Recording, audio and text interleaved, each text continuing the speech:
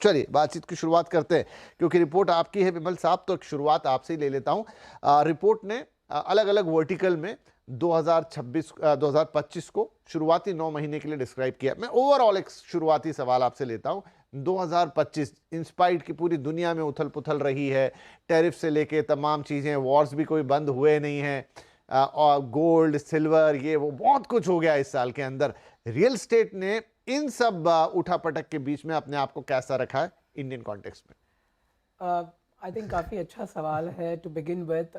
आई think जो hurdles थे, जो इकोनॉमिक अनसर्टेनिटी, रिस्क, टैरिफ, ये जो भी आपने कहा सब सच है। I think interestingly but Indian real estate काफ़ी हद तक रेजिलियंट रहा है।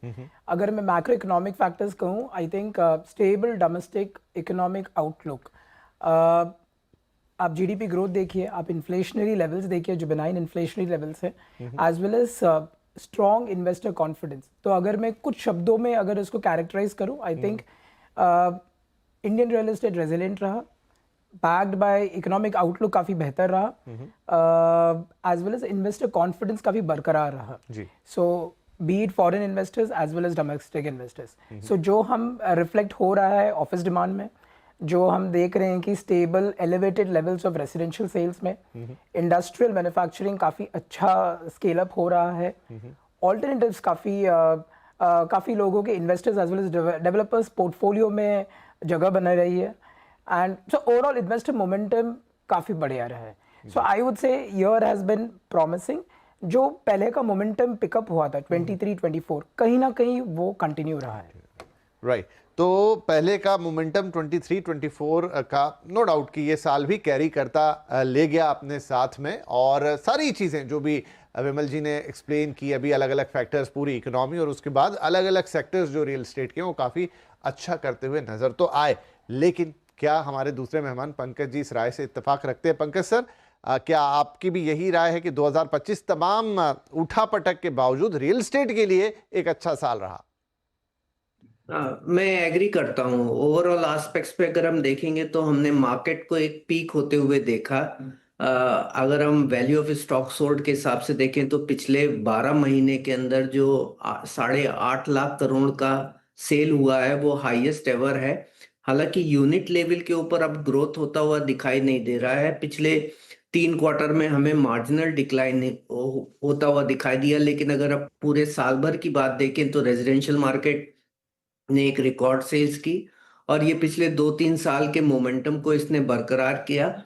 लेकिन अगर आप पिछले 2 या 3 क्वार्टर देखेंगे तो एक अंदेशा ये होता हुआ नजर आ रहा है कि मार्केट में थोड़ा बहुत हमको मॉडरेशन होता हुआ दिखाई दे रहा है। पीक से जो है मार्केट पिछले क्वार्टर्स में करीब 7% तक गिर गया था, तो थोड़ा मॉडरेशन रेजिडेंशियल रियल एस्टेट के अंदर दिख रहा है। कॉमर्शियल जो है वो रिकॉर्ड एब्जॉर्प्शंस दिखा रहा है, उसमें रिकवरी लेट आई थी, लेकिन वहां पे आपको एक अच्छा मोमेंटम दिखाई दे रहा है। और मेरे हिसाब से जो विमल ने बोला कि जो डोमेस्टिक इकोनॉमी है, इन्वेस्टर का कॉन्फिडेंस है, और इकोनॉमिक आउटलुक जो इंडिया का है, इसको देखते हुए कॉमर्शियल आगे चलते हुए भी करे अच्छा ही करेगा। अगर आप रीट्स की भी बात देख लीजिए तो रीट्स ने जो है एक साल के अंदर बड़ा अच्छा ग्रोथ दिखाया। हालांकि बीएससी रियल्टी इंडेक्स में जो है आपको 17% का डिक्लाइन दिखाई दिया, लेकिन आप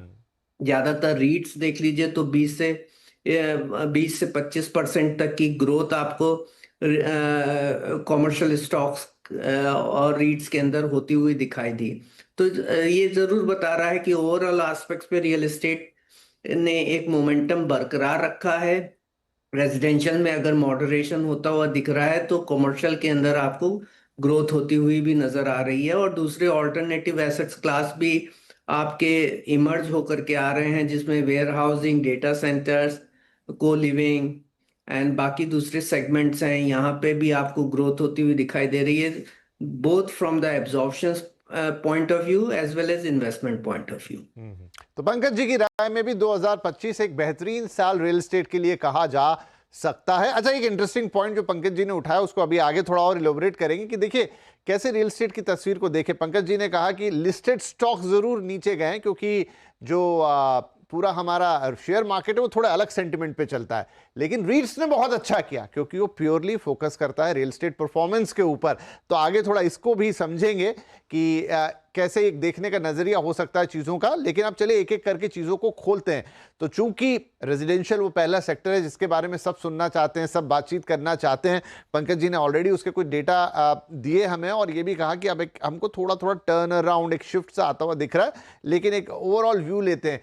तो विमल 2025 के लिए डिटेल में आप थोड़ा बात करेंगे कि रेजिडेंशियल के पॉइंट ऑफ व्यू से कैसा रहा। हम सब जानते हैं कि नंबर्स बहुत अच्छे आए, शायद हम पकड़े कि जो कैपिटल वैल्यू है वो बहुत बड़ी, क्योंकि बड़े यूनिट्स बिके, जो महंगे होते थे वहीं ज़्यादा पुश रहा।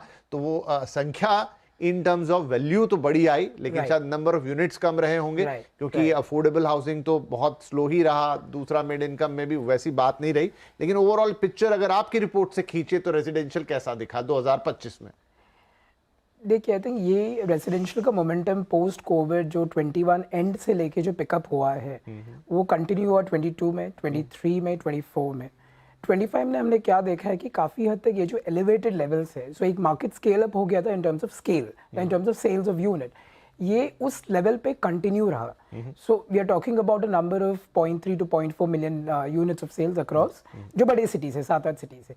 आई थिंक वो कंटिन्यू रहा, which is a good indication. अगर हम उसका ब्रेकअप देखें, जैसा आपने कहा, उसमें से majority obviously high end as well as luxury वाला कंपोनेंट है, पर ये भी इंपॉर्टेंट है कि आई थिंक ये हाई एंड एंड लग्जरी ऐसा सेगमेंट है जो लास्ट कुछ सालों में काफी हद तक। मैं एक सवाल, सॉरी आपको बीच में रोकूंगा, कि ये जो मोमेंटम जो 2021 से हम देख रहे हैं उसका कोई पर्टिकुलर रीजन है? या तो इन्वेस्टर्स बहुत आ गए हैं, या इतनी डिमांड इन घरों की है कि ये बिकते ही चले जा रहे हैं? क्या रीजन है? नहीं, तो एक रीजन तो आई थिंक काफी हद तक पेंटअप डिमांड था।